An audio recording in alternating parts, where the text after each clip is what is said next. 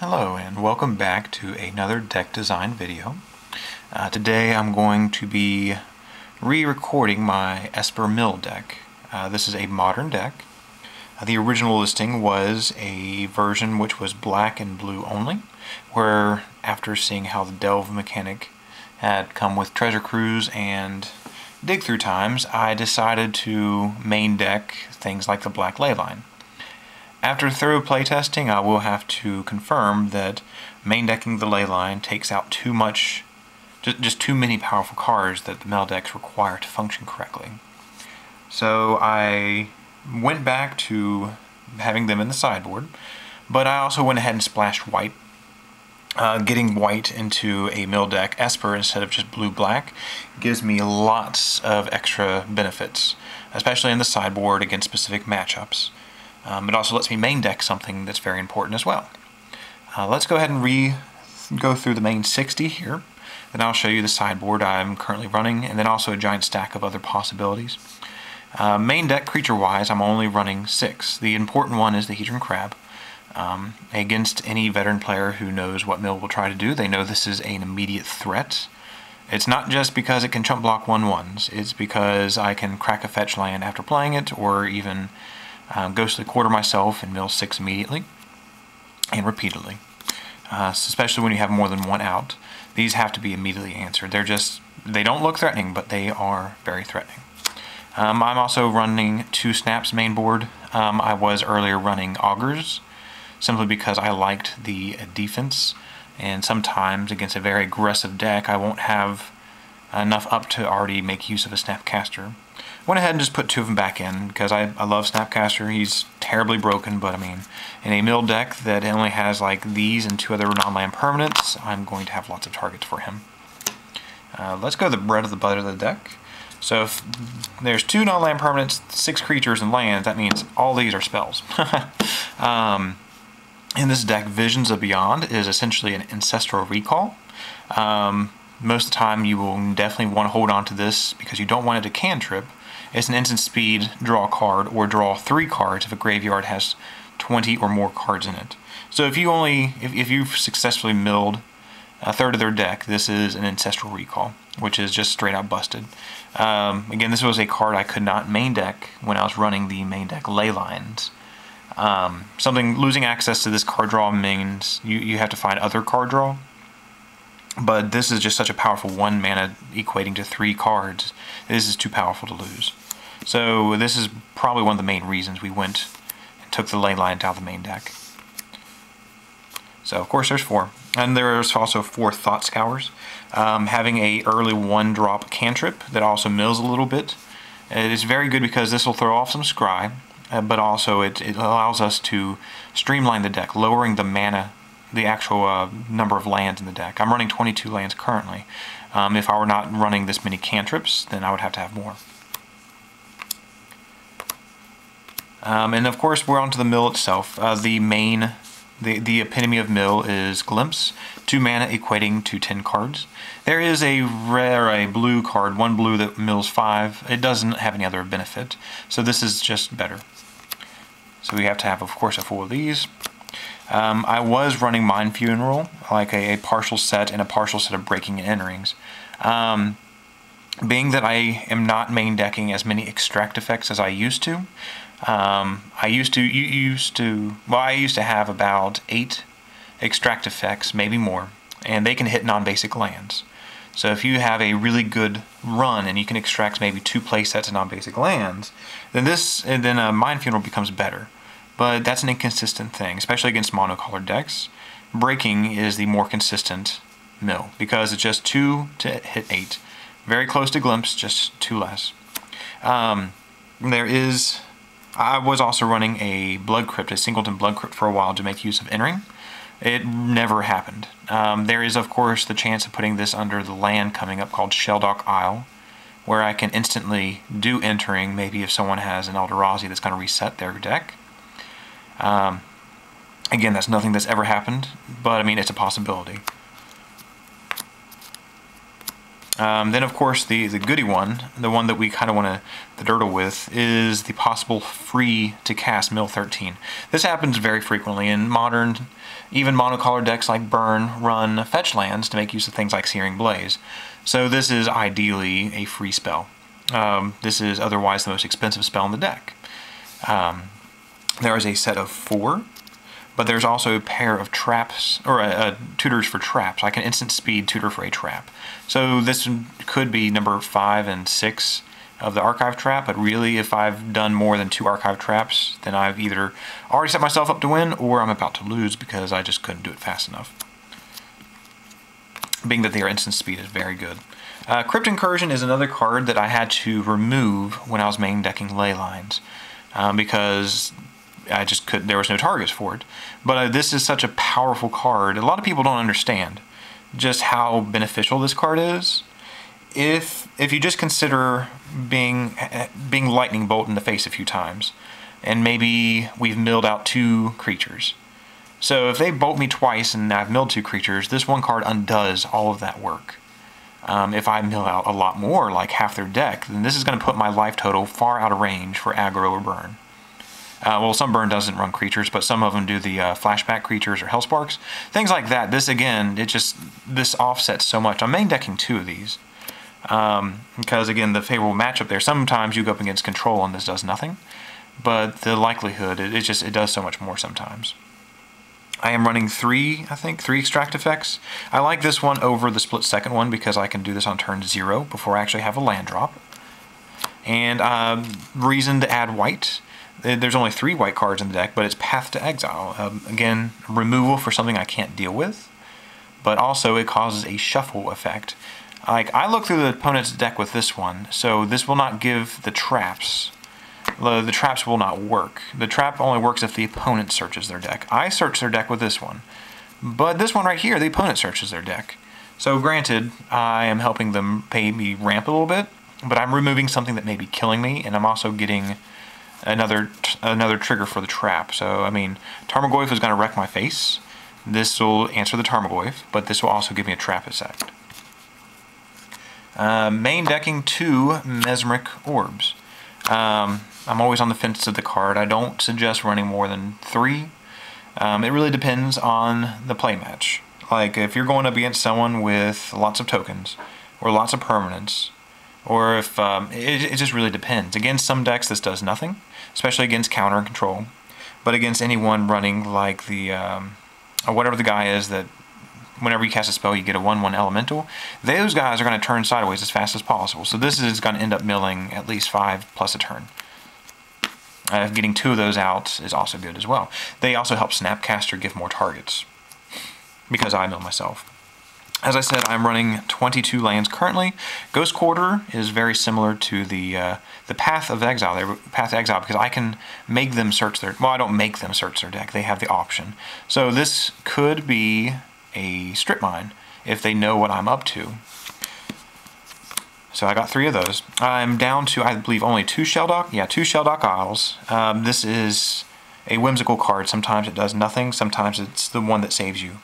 Tap land is not good, but it gives me the possibility of a free card. All too often this will give me the card I need to just win the game with. The problem, of course, is getting the opponent down in range of 20 or less cards, but usually that just is the winning card. Then we have just the colorful ones. We got a playset of Watery Graves, since this is primarily blue and black. 1 Godless Shrine, 1 Hollowed Fountain. Then you have to be careful in mill, because you're really not focusing on your life. So sometimes fetching into a shock land, losing 3 on turn 1 is not the best against specific decks. So that's why I'm not running a lot of fetches. I'm only running 2 Floodeds and 3 Polluteds. Because again, life, while I'm not... There's no much other use of my life other than the lands and the surgical extraction. I don't have a lot of defense. I only have 6 creatures, and they're awfully small. So I am going to be taking a beating pretty quick. I can't afford to lose my life over lands. But I am main decking 3 islands, 2 swamps, and 1 Singleton Plain. These are all the Arena Award cards from like 97, I think? I don't remember. Ghetto lands are ghetto. But that is the main deck of the current build. Let me go and get this out of the way real quick.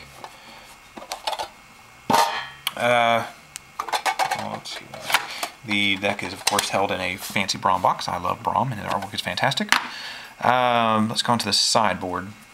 As if you saw my earlier video, you know I was in such a conniption about Delve that I didn't actually have a consistent sideboard. I was still working on it. So sideboard has 2 augurs. Again, versus aggro decks, I need the early defense. I would prefer to have the higher toughness to ward off attackers than 2 more snapcasters, because main decking too many snapcasters doesn't give me enough target sometimes. 2 mesmeric orbs. Again, this is dependent on the opponent. These are helpful against control decks that just want to have a lot of lands, especially like Cruel Grixis or something like that, where they're trying to ramp up to a bolus. Dark Blast is also situational. Sometimes this can absolutely wreck an opponent. Specific decks just focus on like very small creatures. This can wreck a Delver.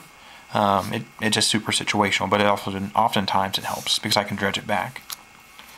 Rest in Peace is what we get in place of the black ley lines. Adding a white gives us a much more cost-efficient card to cast. Cannot turn 0 it, but I mean it answers to so much. This also does, although, turn off our own snapcasters. So whenever sideboarding, this usually replaces snapcaster. I have 3 of them, although. Stony Silence is another goodie we get with white. It basically shuts swords down. And last one is Kataka. This is, or Kataka, I have no idea how to pronounce this guy. He is essentially there just for, oh crap, I can't remember the archetype. The one, all the artifact, Affinity, there you go. Because on their upkeep, everything has a pay 1, so this essentially just locks down their mana if they don't want to sack anything. So we've got 3 of him. That is the current sideboard. Of course, sideboards tend to change drastically depending on the groups I go against. So let's go ahead and show you all the massive amount of other options I've been running and testing with. This is the sideboard-ish sideboard. The sideboard to the sideboard, all these cards. I used to love main decking Condescend. I think they might be in here. But the preference over Condescend is Mana Leak. Mana Leak is kind of your staple counter, other than like the 1 mana costing ones. There's 2 more augurs because, again, a playset of augurs is sometimes necessary against different groups and different metas. There's the extra Rest in Peace. The extra Crypt Incursions, I used to put 2 of these in sideboard against other decks as well, but I would prefer just to have the augurs instead because it gives me some defense. There's the Mind Funerals. Some people prefer Mind Funeral over Breaking and Entering because if you are extracting lands, this may hit up to 15-ish. But it's a 3 mana costing spell over a 2. Engineered Explosives used to be something I used to main deck a lot. I kind of prefer Ratchet Bomb over this nowadays. And Nephalia Drownyard, when this first got printed, I was super excited because I thought this was the land to put in this deck. Because I was kind of always on the fence of Shelldock Isles. To be honest, paying essentially 3 and 4th because you're tapping this as well to mill 3 is not good enough. They have not been main deck since original playtesting. Crypt was there again for the Breaking and Entering. There's the extra Shelldock. I used to also run Aboro, because you can play with this and the Hedron Crab, because if you don't have landfall, you can essentially tap it for blue, pay that to bounce it to your hand, and replay it. Esper Charm was kind of an answer to the one thing that really wrecks this deck, since almost all my spells target an opponent, is when the opponent gives himself hexproof. There is a new creature that got printed, the 2 mana costing white creature that gives its owner hexproof. And there's also the white ley line. So that actually just wrecks this deck. That is one thing I cannot answer to. A lot of mill decks you will see will have Disenchants in their sideboard. Luckily in my area no one's running that currently, that I've run into consistently. They may sideboard it in, I haven't seen it yet. I should be getting, I don't think they're in here right now, I should be getting at least 3 Disenchants. So that's something that this is the alternative of. 1 more mana equates to more options. Instead of getting an artifact, I can either Divination or Mind Rot. And it's instant speed too, which is very good. Inquisition of Kozilek is always good. Some people prefer Thoughtseize.